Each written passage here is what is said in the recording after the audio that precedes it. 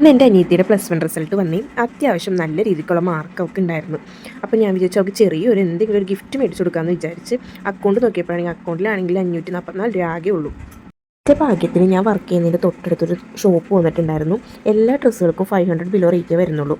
അപ്പോൾ ഞാൻ അവൾക്കൊരു ജീൻസിൻ്റെ ടോപ്പ് എടുത്ത് 350 റുപ്പീസ് ഈ ഒരു ടോപ്പിനായുള്ളൂ കേട്ടോ. ഞാൻ 100 റുപ്പീസിൻ്റെ ഒരു ഡയറി മിൽക്കും കൂടി ഒക്കെ വാങ്ങിച്ചു കൊടുത്തായിരുന്നു കേട്ടോ.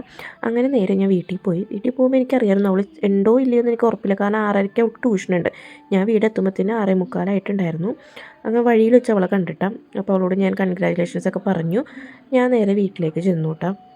വീട്ടിൽ ചെന്ന് കുറച്ച് നേരപ്പത്തേനും അവൾ ട്യൂഷൻ കഴിഞ്ഞ് വന്നു. ഹായ്, കഴിഞ്ഞോ ട്യൂഷൻ?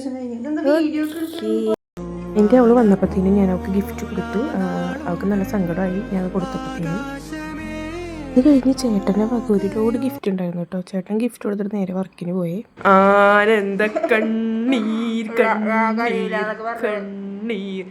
ഇതെല്ലാം ചേട്ടൻ മേടിച്ചു കൊടുത്ത ഗിഫ്റ്റാണ് കേട്ടോ. അത് കണ്ടപ്പോഴത്തേനും അവൾക്ക് ഭയങ്കരമായിട്ട് സങ്കടമായിരുന്നു. ചേട്ടൻ ഗിഫ്റ്റ് മേടിച്ചു കൊടുത്തിട്ട് നേരെ വർക്കിന് പോയായിരുന്നു കേട്ടോ. അവൾ നല്ല രീതിക്ക് കരഞ്ഞായിരുന്നേ. എത്തുള്ളൂ കേസ് അടുത്ത വീഡിയോ പിന്നെ വരെ. Okay, by.